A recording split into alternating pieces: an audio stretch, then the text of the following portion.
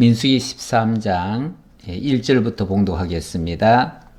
여호와께서 모세에게 말씀하여 이르시되 사람을 보내어 내가 이스라엘 자손에게 주는 가나안 땅을 정탐하게 하되 그들의 조상의 가문 각 지파 중에서 지휘관 된 자 한 사람씩 보내라.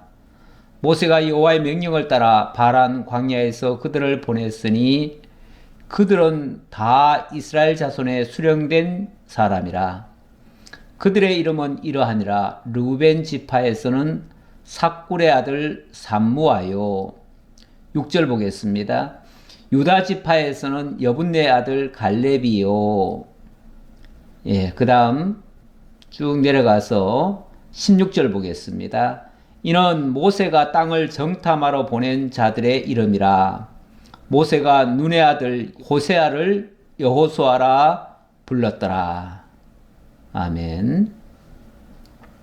12명의 이름을 다 불러드리면 좋겠지만 시간 관계상 잠깐 생략을 했습니다. 자, 그런데 일단은 오늘 전체 줄거리를 한번 잠깐 보겠습니다. 13장의 내용은 이스라엘 백성의 불신 내용이 되겠습니다. 불신. 지금 약속의 땅 가나안으로 올라가자 하는데 이 사실을 백성들이 잘 믿지 못했다 그 얘기죠. 자, 일단 모세가 바란에서 12명의 정탐꾼들을 보내는 장면 방금 읽어드렸고요. 자, 정탐하면서 무엇을 보라고 하냐면 적진의 지형을 살피고 산물들을 가져오라고 합니다. 일단은 적진을 살피는데 그곳에 있는 산물들을 가져와라. 거기서 나는 그런 산물을 가져와라 그랬습니다. 그랬더니 정탐꾼들이 한 40일간을 정탐한 다음에 돌아올 때 무화과와 포도송이 가지를 베어왔습니다. 이 포도송이가 얼마나 큰지 그것을 두 사람이 어깨에 메고 올 정도로 그렇게 컸다 이렇게 얘기를 합니다. 그 다음 그 돌아온 사람들이 이제 그 결과를 보고할 거 아닙니까? 근데 보고를 하는데 있는 그대로 보고를 하면 좋은데 거기다가 자기들의 생각을 더 보탭니다. 그러다 보니까 결국은 불신의 보고가 되고 그 불신의 보고가 결국은 이스라엘 백성 전체의 불신으로 이것이 비화가 되어집니다. 그래서 자, 약속의 땅 가나안을 목전에 두고 그 땅을 믿음으로 들어가야 되는데 이 불신을 조장하니까 지도자가 앞에서 불신을 조장하니까 백성들 믿음 없는 백성들이야 뭘 믿고 나갈 수 있겠어요. 그러니까 다 울고 불면서 결국은 못 가겠다고 다 나자빠지죠. 이것이 결국은 불신의 행위가 되고 그 불신의 행위는 결과가 좋질 않아요. 자, 그런 내용을 이제 살펴보려고 하는데요. 자, 일단 1절로부터 16절 모세가 바란에서 12명의 정탐꾼들을 보냅니다. 보내는데 자, 여기서 이런 의문이 들 수가 있어요. 아니, 하나님께서 명하셨으면 그냥 들어가면 되지. 무슨 정탐꾼을 보냈느냐. 이렇게 정탐꾼을 보내가지고 결국은 불신의 보고가 나올 정도면 이거 모세가 뭐 잘못한 거 아니냐. 왜 모세가 믿음으로 들어가지 않고 왜 그 정탐을 하게 하니까 정탐꾼들이 불신을 하지 않느냐. 자, 이렇게 또 혹시 그 원인 제공을 모세에게로 미룰 수도 있어요. 뭐든지 잘하는 것은 다 자기 탓이라고 그러고 잘못되는 것은 다 저놈 탓이라고 하는 경우가 많잖아요. 특히 앞장선 그 지도자들에게 책임을 미루는 경우가 참 많아요. 그런데 신명기 1장에 가보면 모세가 이 장면을 회고한 장면이 나옵니다. 그 회고할 때에 모세가 이렇게 얘기를 하네요. 너희의 하나님 여호와께서 이 땅을 너희 앞에 두셨은즉 너희의 조상의 하나님 여호와께서 너희에게 이르신 대로 올라가서 차지하라. 두려워하지 말라. 주저하지 말라. 한즉 자, 모세가 그렇게 말을 했다는 거죠. 자, 하나님께서 이 땅을 너희에게 주신다고 했으니 너희들 그냥 올라가라. 그 말이죠. 두려워할 것도 없다. 주저할 것도 아니다.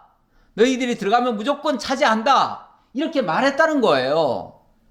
그런데 22절을 보니까 너희가 다 내 앞으로 나와 말하기를 우리가 사람을 우리보다 먼저 보내어 우리를 위하여 그 땅을 정탐하고 어느 길로 올라가야 할 것과 어느 성읍으로 들어가야 할 것을 우리에게 알리게 하자 하기에 이렇게 말을 했다 그 말이죠. 어디를 가자고 하는데 갑시다 하면은 무작정 따라 나갈 수 있습니까? 그래도 어디를 가는지 뭐하러 가는지 왜 가는지 이유는 알고 가야 될 거 아니에요?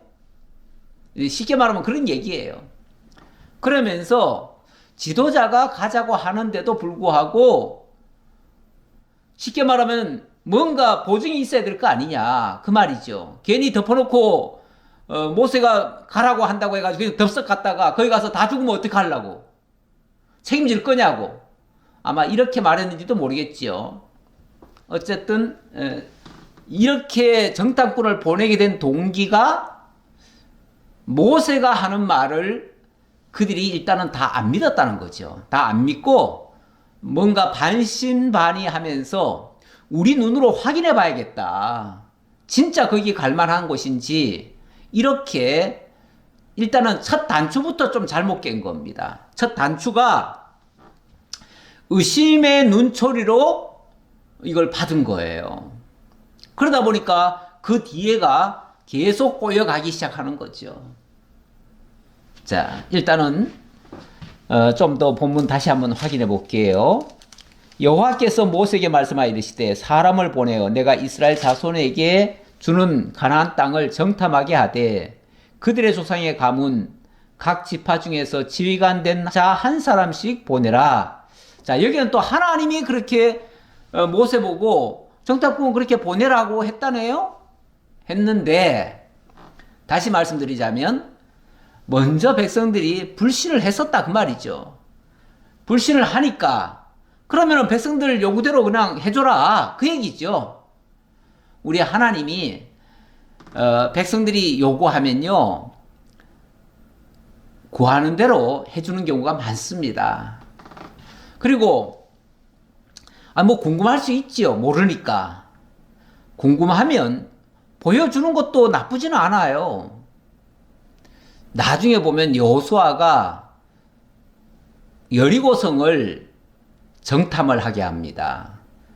가나안 땅에 첫 성 들어가는데 거기를 정탐을 하게 하죠. 정탐을 하게 하는데 정탐할 때 그때 많은 사람을 정탐꾼을 보내지 않았습니다. 그때는 이 여호수아가 확신을 가지고 보낸 것 같아요. 확신을 가지고 보냈고 보낸 이유 중에 하나는 적들이 어떻게 느끼고 있는지 이스라엘에 대해서 얼마나 간담이 높고 두려움에 떨고 있는지 그걸 확인하게 한 거예요. 그리고 그곳에 구원받을 자가 있음을 또 확인한 거예요. 그래서 기생 라합의 가정을 나중에 구원해 내잖아요. 그들을 진멸하면서 그리고 그들 가운데 들어가서 하나님께서 그들을 얼마나 녹여놨는지 그것을 다 보게 했어요. 그래서 제대로 보고 하니까 오히려 정탐한 것이 훨씬 좋아졌어요. 왜냐하면 들어갈 때 불확실하게 들어가는 게 아니라 확신을 가지고 들어가게 된 거죠. 그러니까 제대로 보고 제대로 보고가 되면 그건 좋은 거예요. 나쁜 게 아니에요. 정탐했기 때문에 나쁜 게 아니고 정탐한 다음에 불신한 게 문제죠. 그러니까 처음에 불신의 마음으로 요구한 것도 문제고요. 또 제대로 보고 와놓고는 또 불신으로 보고한 게 또 문제였죠. 그게 문제지 그거 같다고 해서 문제가 된 건 아니에요. 그 도마가 의심을 했죠. 예수님을 의심을 했어요. 부활하신 예수님을 의심했죠. 당연히 의심할 수밖에 없죠. 어떻게 사람이 죽었다가 다시 살아납니까? 그러니까 부활했다니까 나는 내 손으로 창으로 찔린 그 옆구리에 손을 넣어가지고 진짜 그것이 사실인지 확인하기 전까지는 나는 안 믿겠다 그래 버렸어요. 그랬더니 예수님께서 직접 도마에게 나타나셔가지고 자, 네가 네 손가락으로 여기 직접 한번 찔러봐라.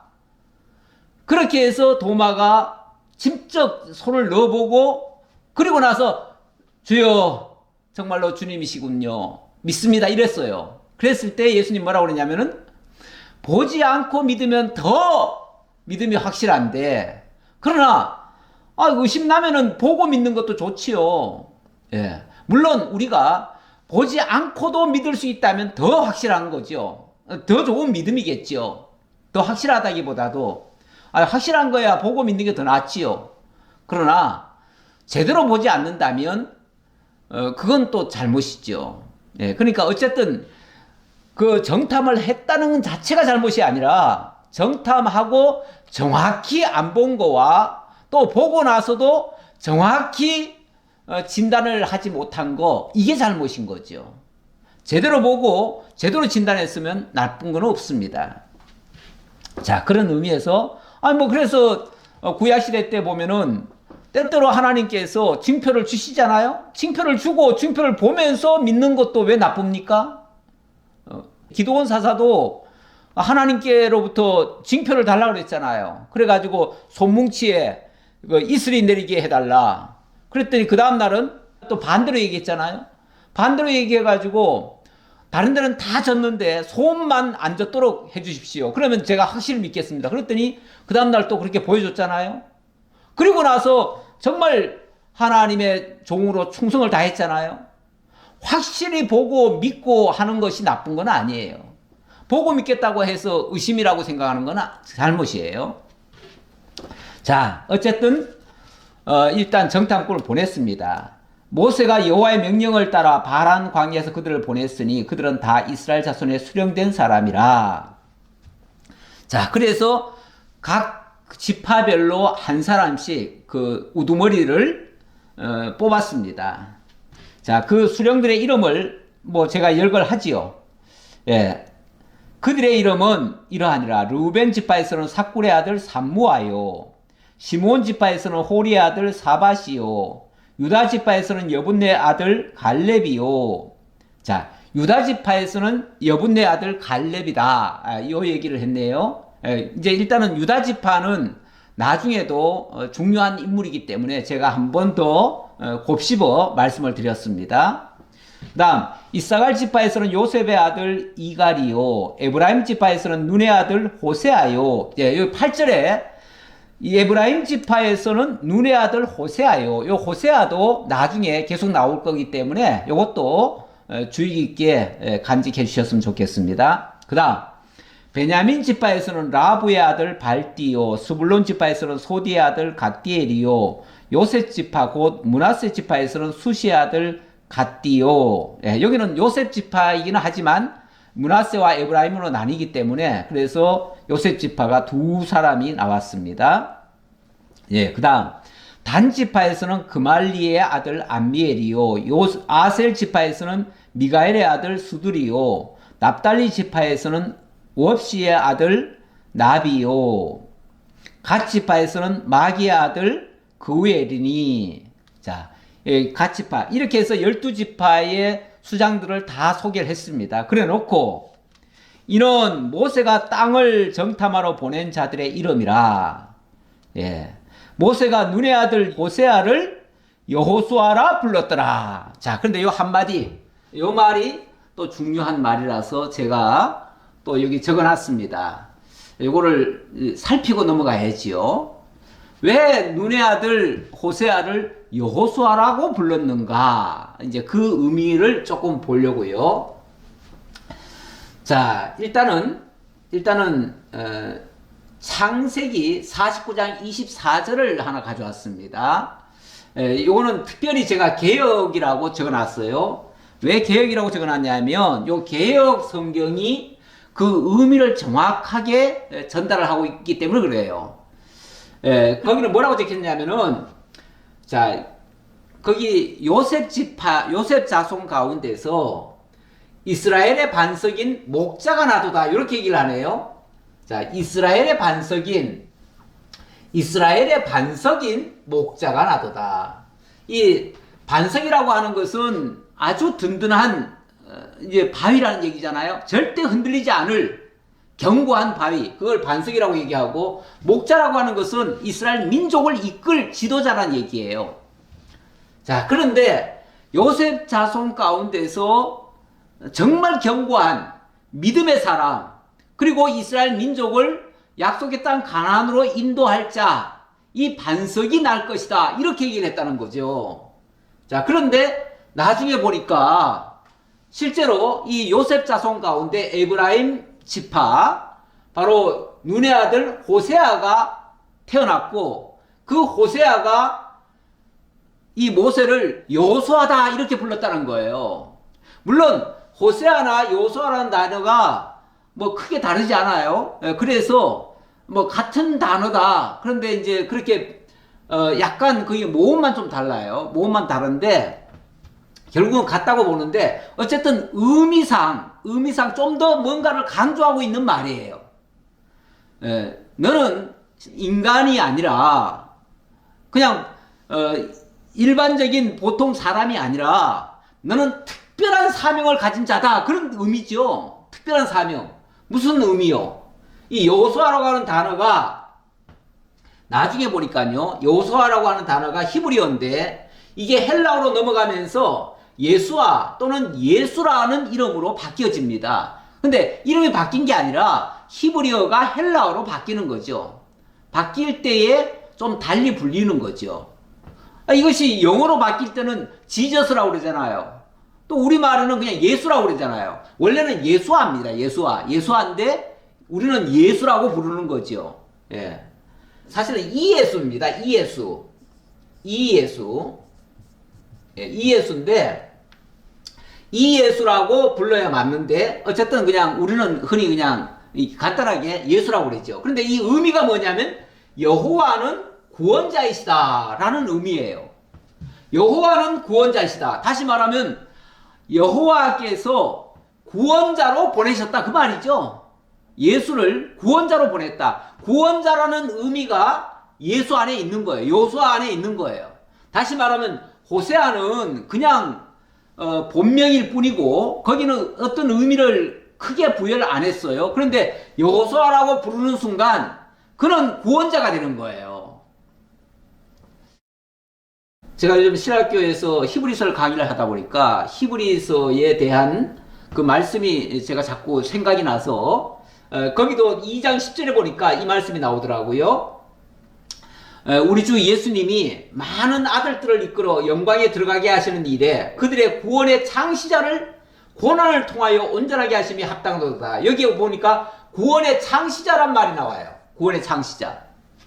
구원이라고 하는 것이 어떤 창시자에 의해서 만들어진다, 그 말이죠. 구원의 창시자. 구원의 창시자니까, 창시자란 말은 시조란 얘기 아닙니까? 구원의 시조, 구원을 이루는 자, 유일한 구원자, 그가 바로 예수 그리스도란 얘기예요. 하나님의 많은 택한 백성들을 하나님께로 이끌어들여서 구원에 이르게 하는 자, 그가 바로 예수라는 거죠. 예수고, 그 예수가 본래 이름은 호세아인데 여호수아. 그래서 예수아가 된다. 그래서 이 의미가 모세가 그냥 이름을 무슨 뭐 예쁘라고 그렇게 불러준 게 아니라, 너는 이 민족을 이끌고 약속의 땅으로 들어갈 너는 구원자야, 이렇게 얘기를 했다, 그 말이에요.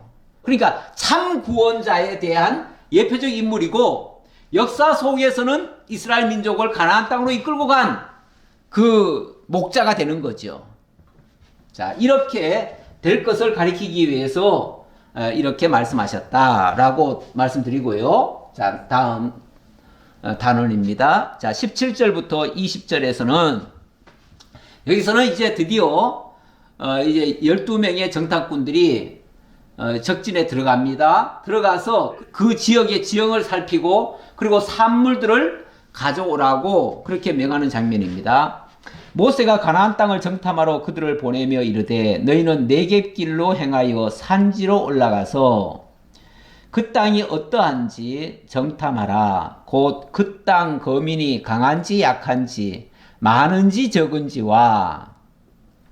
자, 일단 지금 여기가 가데스 바네고 여기가 바람 광야잖아요. 광야인데 이 사해바다 한참 아래쪽이니까 아직은 완전 광야지요. 광야고 여기 아래쪽 여기를 남방이라고 그러고 여기 또 우리 성경에는 지금 네겝이라고 그랬는데요. 네겝길. 요게 네겝길입니다. 이 네겝을 먼저 성경에서는 이걸 남방길이다 그렇게 얘기를 했어요. 남방길. 뭐 같은 말이에요. 같은 말인데 그러니까 이렇게 똑바로 가는 게 아니라 이렇게 남쪽으로 이렇게 돌아서 가도록 했다 그 말이죠. 조금 거리가 멀지만은 약간 돌아서 가도록 했다. 이제 그런 의미로 이해하시면 되겠습니다.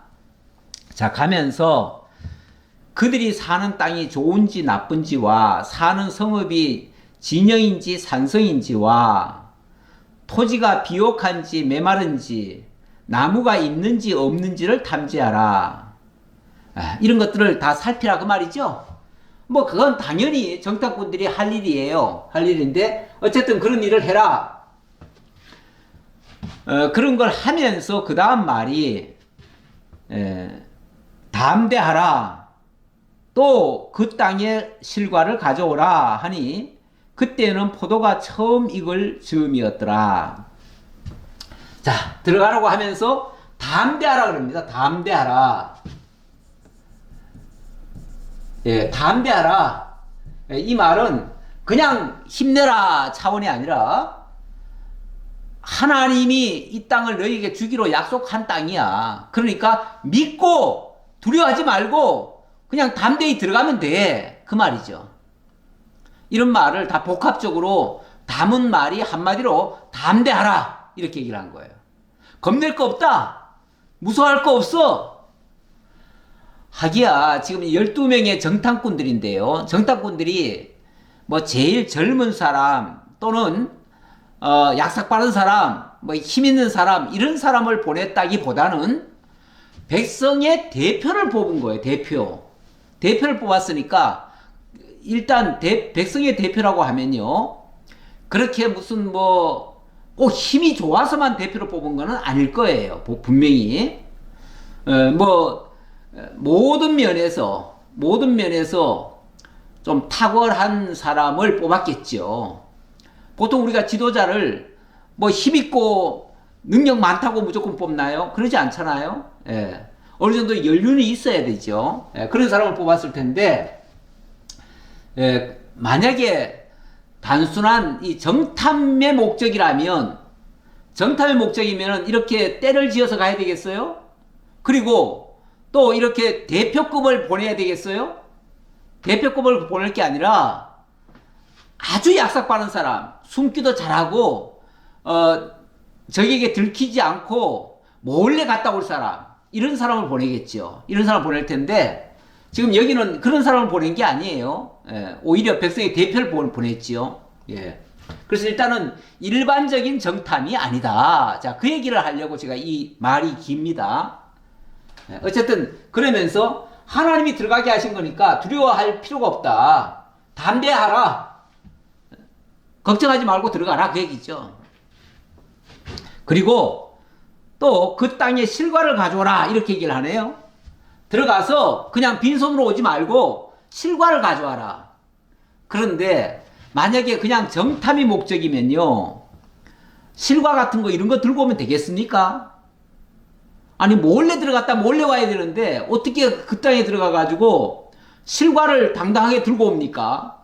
보란 듯이 어떻게 들고 올 수 있습니까? 그러니까 이거는 그쪽 지형을 그냥 말 그대로 그쪽 지형을 알아보고 그쪽의 형편이 어떤지 이런 것들을 제대로 보고 오라는 거지. 뭐 그 몰래 가가지고 무슨 간첩 활동하듯이 그렇게 갔다 오라는 얘기가 아니었어요. 그래서 숨어서 가라는 게 아니고 어찌 보면 다 보란 듯이 갔다 오라는 거예요. 그래도 너희들 갈 때 하나님이 다 막아주셔서 아무도 너희들 탓지 안 할 거니까 걱정하지 말고 그냥 가. 그 말이죠. 그러니까 이렇게 이해를 하고 들어가는 것과 몰래 숨어가지고 여기 전국을, 여기를 40일 동안 정탐할 건데, 사실은 이 지도가 여기뿐이 아닙니다. 이 위까지, 여기까지 더 올라갑니다. 여기 르홉이라고 하는 데가 있는데, 여기까지 올라가요. 여기 지금 지도상은 여기까지 왔는데, 여기서 한참 더 올라가요. 그러니까 저 북쪽 지역까지, 이 남쪽에서 북쪽까지 무려 40일간 걸려가지고 정탐을 합니다. 40일간 정탐하는데 몰래 숨어서 다닐 수 있는 게 아니에요. 그래서 어찌 보면 보란듯이 갔다 와야 돼요. 그리고 올 때 빈손으로 오지 말고 거기 있는 거 산물들 다 들고 오라고 그랬잖아요. 그러니 보란듯이 가져올 수밖에 없잖아요. 그러니까 이 말은 하나님이 너희들을 다 보호하니까 걱정하지 말고 그냥 갔다 와. 그 말이잖아요. 실제 그렇게 해도 안전하게 다 돌아왔고요. 만약에 숨어서 들어갔으면요, 숨다가 그들에게 걸려가지고 죽을 수도 있어요. 근데 숨을 필요 없어요. 그냥 갔다 오라는 거예요. 그냥 갔다 오라. 몰래 숨어 다니면은 오히려 들키면은 간첩이 되지만요, 당당하게 내놓고 다니면은요, 누가 아마 타치 안 할 수도 있어요. 예. 자, 21절. 이에 그들이 올라가서 그 땅을 정탐하되 신광야에서부터 하맛 어기 르홉에 이르렀고, 예, 르홉. 제가 아까 그래서 그림을 저 위에까지, 북쪽까지, 거기가 하맛 지역인데, 예, 거기까지 올라가서 다 정탐을 했다 그 말이죠. 또 네겝으로 올라가서 헤브론에 이르렀으니 헤브론은 애굽 소암보다 7년 전에 세운 곳이라. 그곳에 아낙 자손 아이만과 세세와 달메가 있었더라.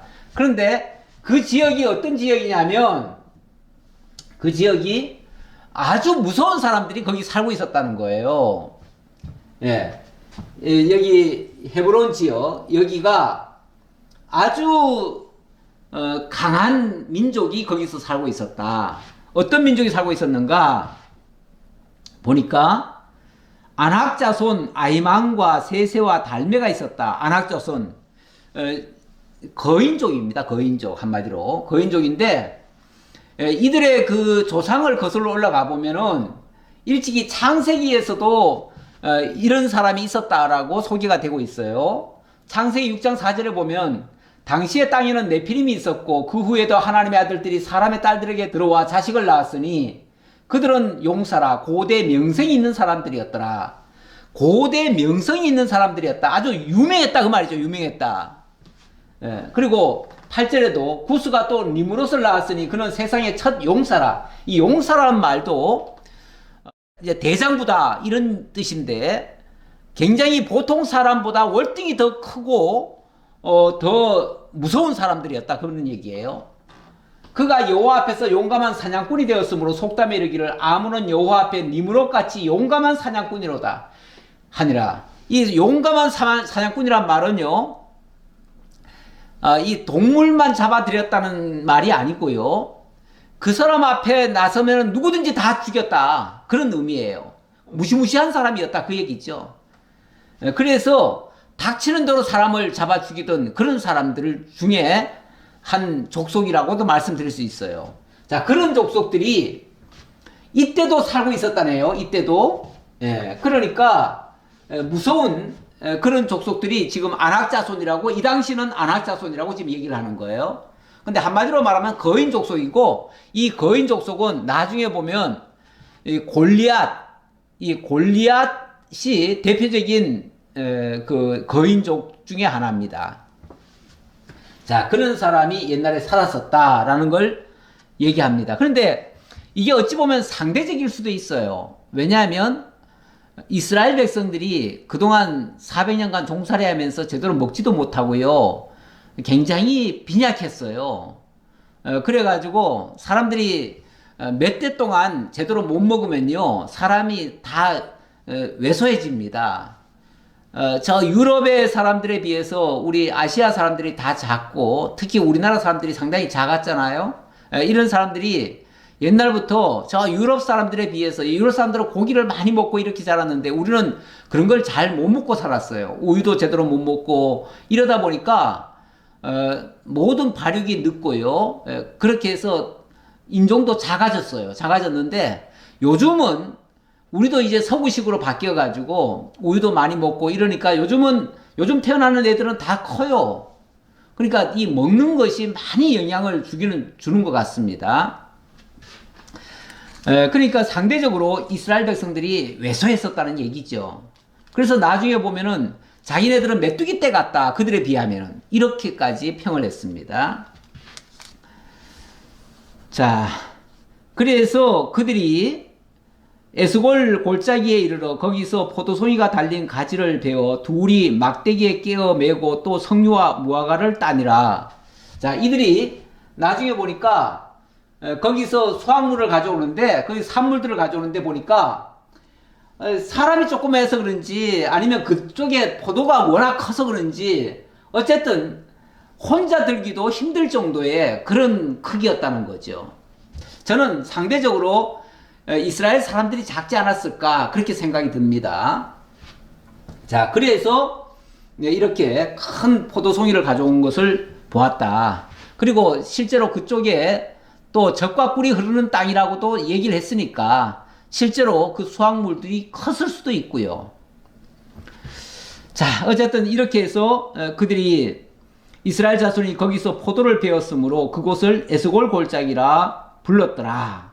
자, 이렇게 해서 그 수확물들을 가져왔는데 이 수확물들을 이 가나안 땅을 어떻게 들어가게 됐는가를 거슬러 올라가 보면 먼저 하나님의 약속의 말씀이 있었고요. 그리고 출애굽할 때부터 하나님은 여기를 목표로 두고 있었습니다. 그래서 출애굽기 3장 8절 이 장면은 하나님께서 이스라엘 민족을 출애굽시킬 때 그 장면입니다. 그 장면을 잠깐 보면 그때 하나님이 이런 목적을 가지고 하나님께서 이렇게 말씀하셨어요.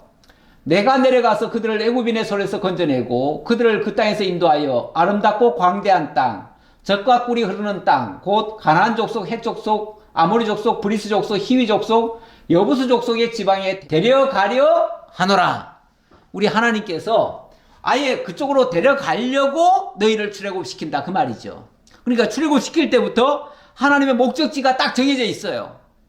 거기가 바로 가나안 땅이고 거기를 뭐라고 표현했냐면 아름답고 광대한 땅, 젖과 꿀이 흐르는 땅 이렇게 표현을 했네요. 그리고 그곳에는 지금 현재 이렇게 가나안의 7 족속들이 살고 있는 땅. 자, 그렇게 얘기를 했습니다. 레위기에도 비슷한 말씀이 있는데요. 레위기는 이제 그 훗날에 하나님께서 다시 한번 확인시켜 준 말씀이죠. 너희가 그들의 땅을 기업으로 받을 것이라. 내가 그 땅, 곧 젖과 꿀이 흐르는 땅을 너희에게 주어 유업을 삼게 하리라 하였노라. 나는 너희를 만민 중에서 구별한 너희의 하나님 여호와니라. 다시 말하면 내가 반드시 이 땅을 너희에게 주어서 내가 너희의 기업이 되어주고 그리고 나는 너희를 구별한 너희를 구원한 너희의 하나님 여호와라는 사실을 너희에게 증명하겠다 그 말이죠. 그러니까 하나님이 여호와시고 하나님이 약속대로 이루시고 하나님이 그 땅을 기업으로 주시기로 이미 작정하셨고 그런 목적 하에 지금 데려가는 거기 때문에 이 땅에 가는 것은 필연적이에요. 당연히 가게 돼 있어요. 그냥 믿고 들어가면 그냥 가는 거예요. 그렇죠? 예. 그런데 40일 동안 땅을 정탐하기를 마치고 돌아와 바란 광야 가데스에 이르러 모세와 아론과 이스라엘 자손의 온 회중에게 나와 그들에게 보고하고 그 땅의 과일을 보이고. 자, 일단은 있는 그대로 가서 본 것을 일단은 그대로 보여줍니다. 보여주기 위해서 거기서 가져온 수확물을 가져왔습니다. 그걸 다 백성들한테 보여줬어요. 모세에게 말하여 이르되 당신이 우리를 보낸 땅에 간즉 과연 그 땅에 젖과 꿀이 흐르는데 이것이 그 땅의 과일이니이다. 이것이 그 땅의 과일이니이다. 예, 맞습니다. 당신이 보내시면서 젖과 꿀이 흐르는 땅이라고 하더니 진짜 젖과 꿀이 흐르는 땅입니다. 너무너무 땅도 좋고 그 땅에서 세상에 포도가 열매를 맺었는데 이렇게 크고 아름다운 아주 튼실한 포도송이가 있습니다 하고 포도송이를 보여줬어요. 자, 여기까지는 객관적이죠? 객관적인 사실을 얘기한 겁니다. 그러나 항상 이 그러나가 문제입니다. 그러나가 나오면은 그 다음에 말은 이게 뒤집히는 말이에요. 반전의 말이에요. 반전. 그러나 그 땅 거주민은 강하고 성읍은 견고하고 힘이 클 뿐 아니라 거기서 안악자손을 보았으며, 거기서 거대한 대장부들을 보았으며, 이렇게 얘기를 하는 거죠. 자, 이 말은 여기서부터 말하는 거는 좋게 말하는 게 아니에요. 사실이지만 부정적인 용어로 말하는 거예요. 그러면서 아말렉인은 남방 땅에 거주하고 헷인과 여부스인과 아모리인은 산지에 거주하고 가나안인은 해변과 요단가에 거주하더이다. 아까 지도 보시면은, 지도를 잠깐 보시면은, 여기가 아말렉이거든요. 이 아말렉은 지금 남방 지역은, 남쪽은 아말렉이 지금 살고 있고, 또 이게 나머지 사람들은 여기가 산지거든. 이쪽이 산지에 살고 있고, 이 가나안 족속들은 이쪽이 지중해 있죠. 지중해 연안에 있으니까 바다 쪽에 살고 있습니다.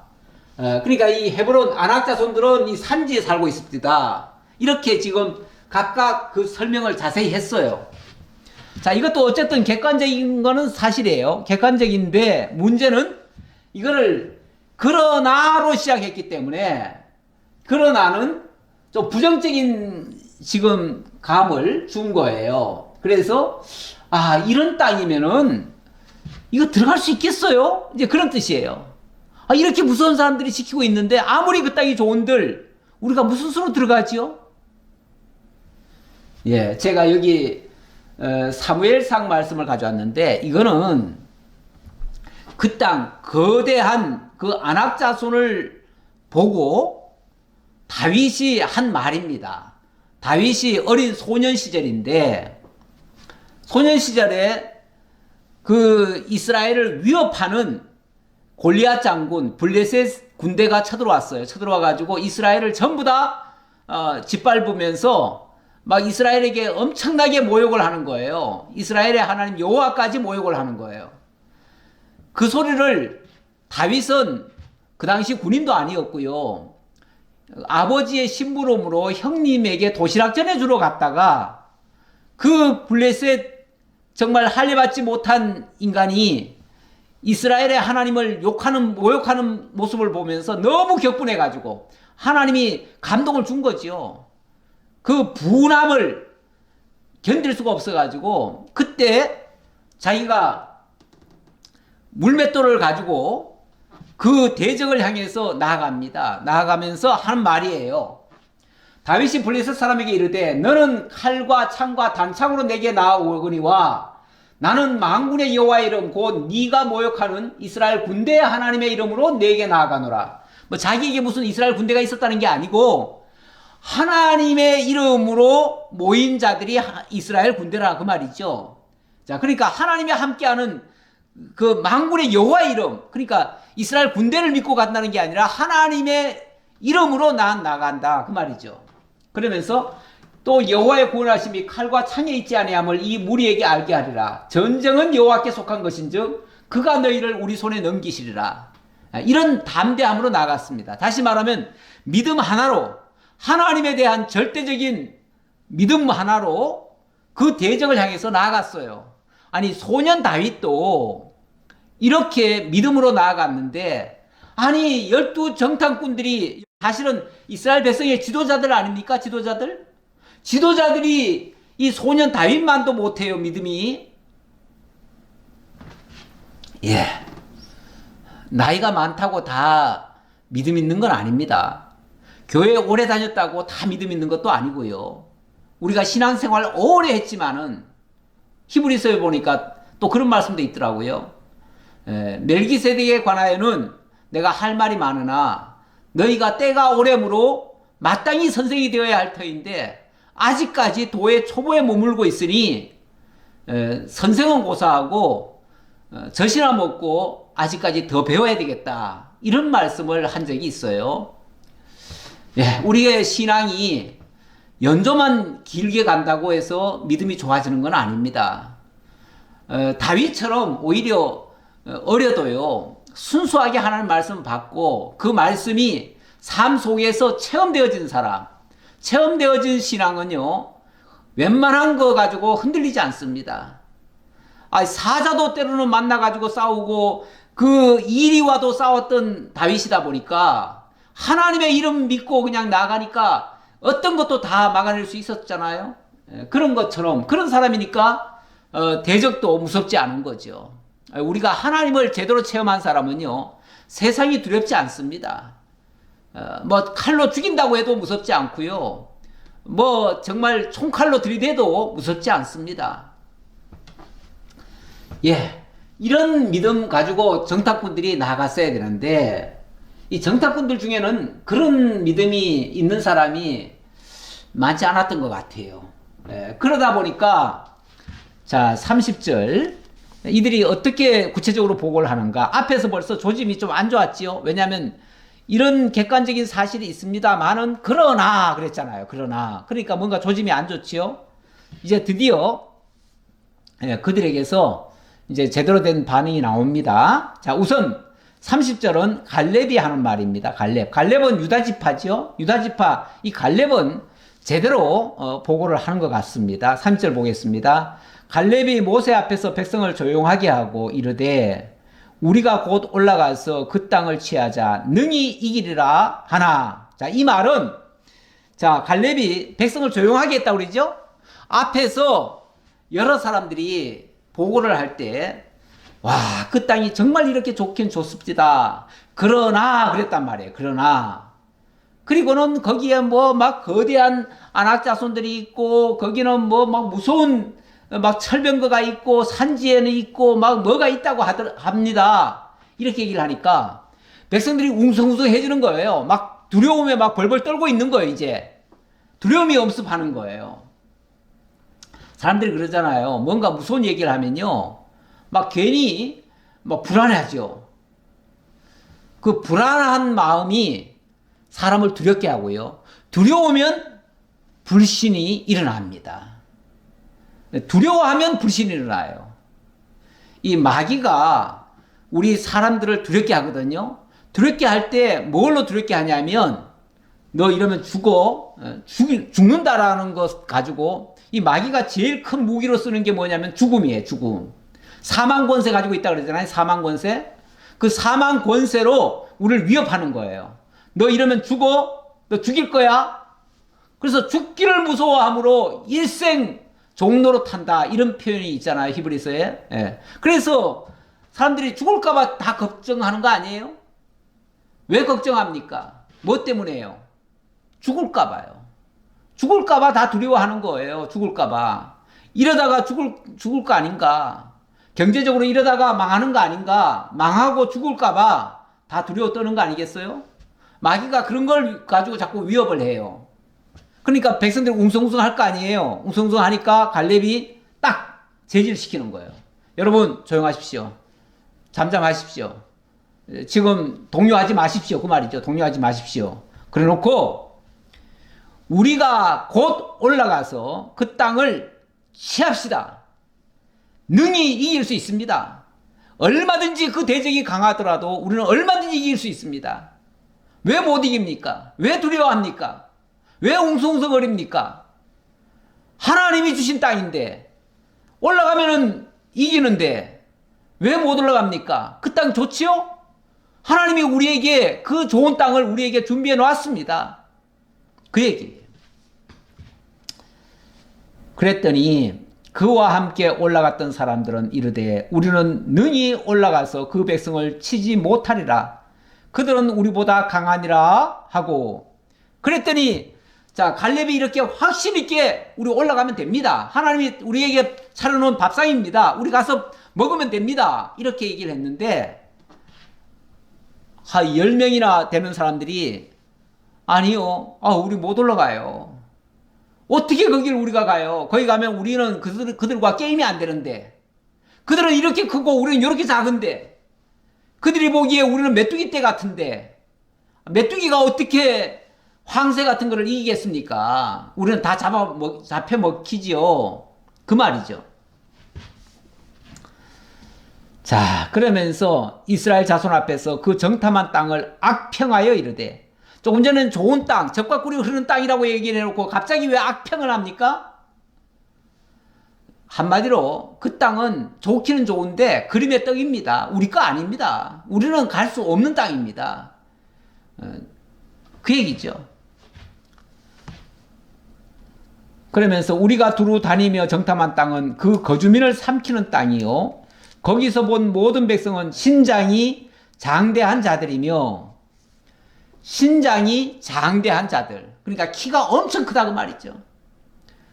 예, 확실히 좋은 산물, 좋은 땅에서 나는 것을 많이 먹은 사람들은 키도 크고 그렇긴 하더라고요. 미국이라고 하는 땅이 참 땅이 좋은가 봐요.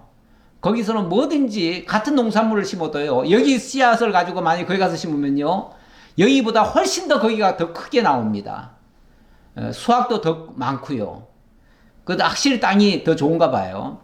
그러다 보니까 그 땅의 것을 먹은 사람들도 더 키도 크고요. 거기서 네피림 후손인, 아까 창세기에 보니까 네피림 후손이 있었다고 그랬잖아요. 네피림이 있었다고 그랬잖아요.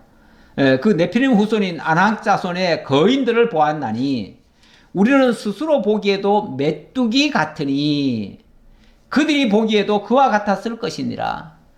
우리가 봐도 우리가 메뚜기 같은데 그들이 우리를 얼마나 우습게 보고 얼마나 깔봤겠습니까? 그 얘기죠. 어쩌면 지난번에 정탐꾼들이 거기 뭐 들락날락 해도 그들에게 위협이 안 되니까 그냥 내버려뒀을 수도 있어요. 그냥 활개치고 돌아다녀도 뭐 저런 인간이 다 있나, 뭐 저렇게 조그마한 인간이 다 있나, 뭐 그렇게 말하고 아마 그냥 못 본 척하고 넘어갔을 거예요. 왜냐하면 사람들은요, 상대가 강하다고 싶으면은 경계를 하지만 상대가 약하다고 싶으면은 경계할 것도 없잖아요. 어쩌면 그렇게 해서 경계가 안 됐는지 모르겠는데 어쨌든 그 땅은 우리는 도저히 갈 수 없는 땅입니다. 이렇게 얘기했어요. 예. 이거는 아직 싸워보지도 않고, 하나님의 말씀을 믿고 들어가 보지도 않고, 그리고 미리 우리는 진다, 우리는 패배한다, 우리는 죽는다, 싸울 수도 없다, 싸움의 상대도 안 된다, 이런 생각 아닙니까? 그냥 한마디로 패배의식이에요. 패배의식. 네, 우리는 메뚜기 같다고 했으니까 메뚜기 의식이라고 합시다. 메뚜기 의식. 네, 메뚜기 의식. 스스로를 비천하게 여기고 스스로 겸손해서 자신을 낮추는 것과 스스로 아무것도 아니라서 아무것도 할 수 없다고 하는 것과는 다 차원이 다르죠. 이건 겸손한 게 아니에요. 자기를 겸손하게 낮추는 게 아니고 완전히 패배의식에 쩔어가지고 자기는 아무것도 못하는 비천한 존재, 비천하다는 차원보다도 자기네들은 뭐 아무것도 할 수 없는 무가치한 존재, 이렇게 생각하는 거죠.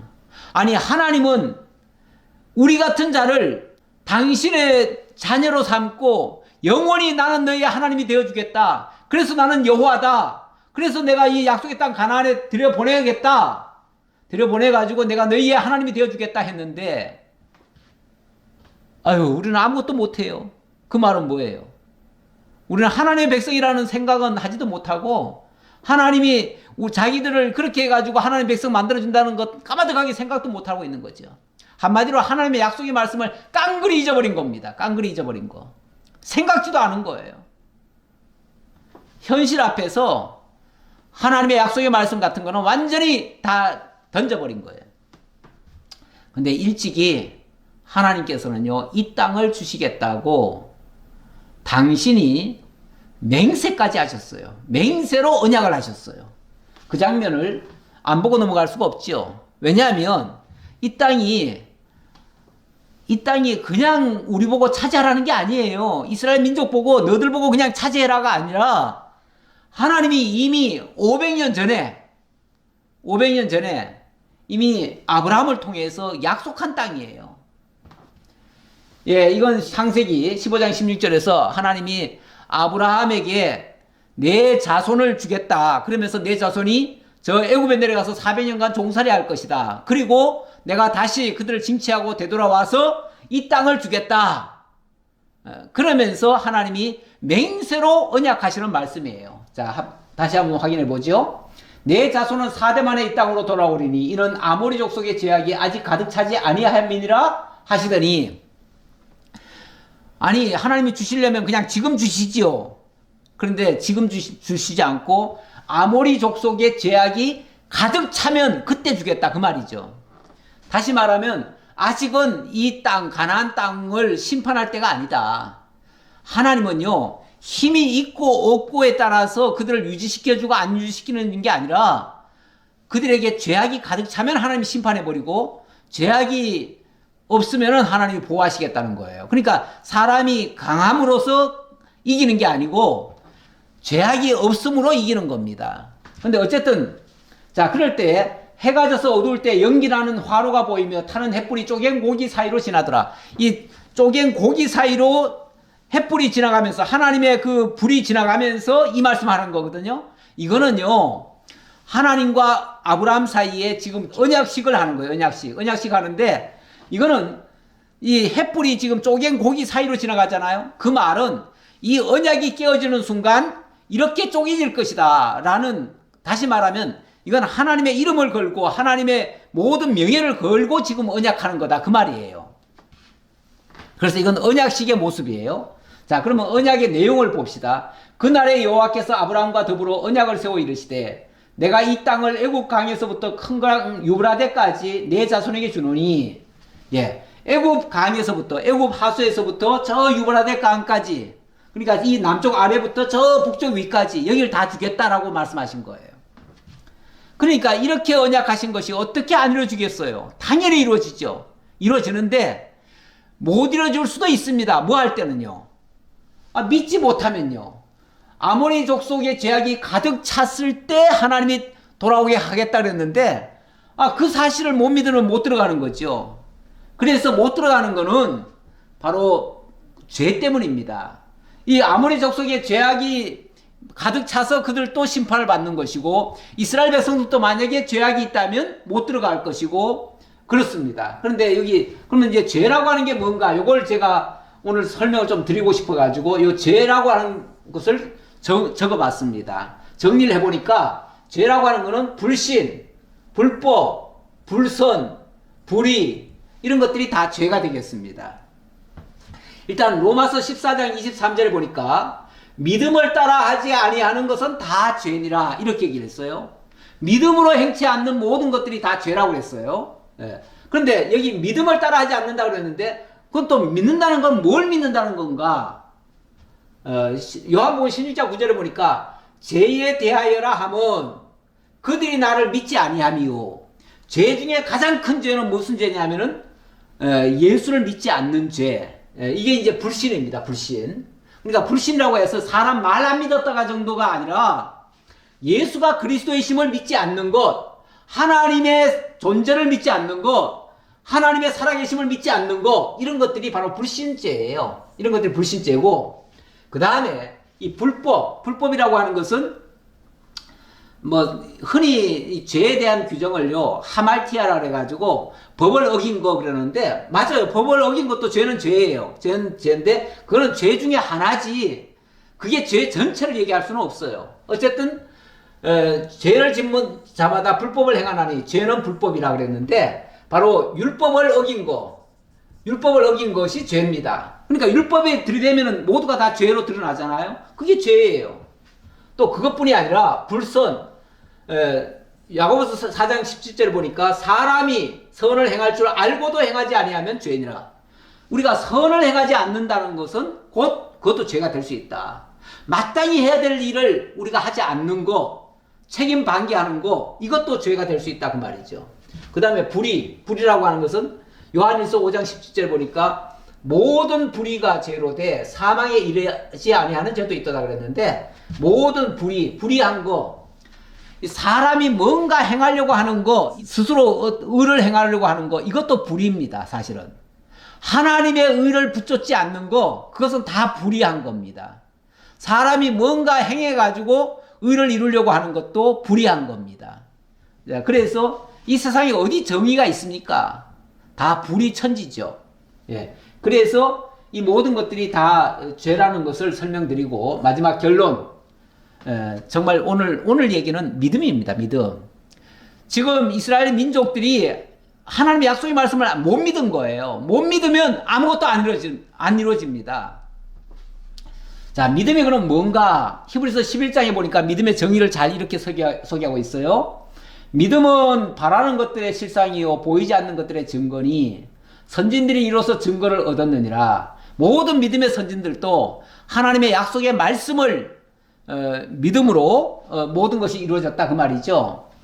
자, 바라는 것들의 실상이요 보이지 않는 것들의 증거다 그랬는데, 사실은 지금 하나님이 지금 이 정탐을 하러 가라고 한 것도 하나님의 말씀하신 것이 이루어지는 것을, 그 말씀이 실제라는 것을 확인시켜 주는 거 아닙니까? 그게 바로 믿음의 확신을 준 거 아니에요?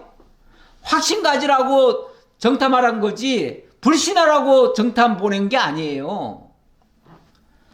어쨌든 믿음의 선진들은 그런 증거를 통해서 믿음을 갖게 됐는데, 믿음으로 모든 세계가 하나님의 말씀으로 지어준 줄을 우리가 아나니 보이는 것은 나타난 것으로 말미암아 된 것이 아니니라. 이 믿음을 가졌으면은 이 세상에 보이지 않는 것도 다 믿을 수 있다 그 말이죠. 그래서 천지 창조한 것도 믿을 수 있고, 이 다음에 하나님의 나라가 실제로 이루어질 것도 믿을 수 있다. 우리가 보지 못했지만은 믿을 수 있다 그 말이죠.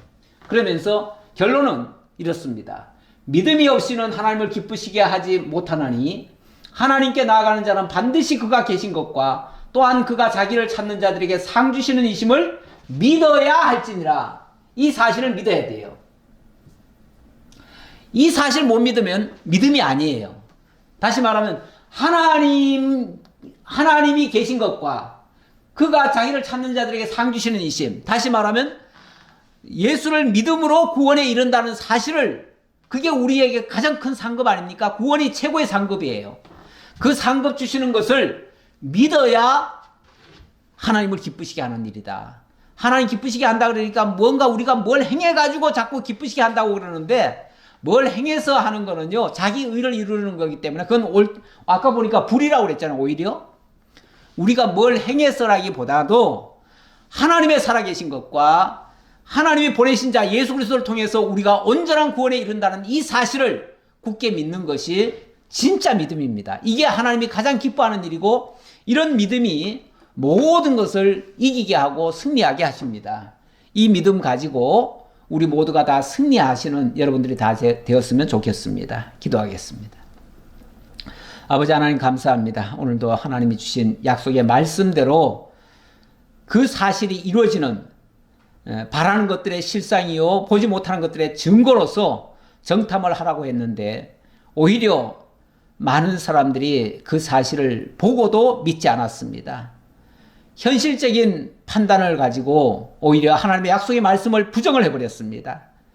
아버지 하나님, 우리는 이 약속의 말씀을 굳게 믿고 그 말씀이 사실대로 이루어진 것을 확인하고 더욱 더 큰 믿음 가지고 아직까지 보지 못하는 것까지 다 믿고 나아가는 믿음의 사람들 다 될 수 있도록 인도해 주옵소서. 우리의 삶 속에 하나님의 존재와 또 그리스도의 구원의 역사가 날마다 펼쳐질 수 있도록 인도해 주옵소서. 그리하여 날마다 감사와 찬송이 떠나지 않는 우리들의 삶이 되게 하옵소서.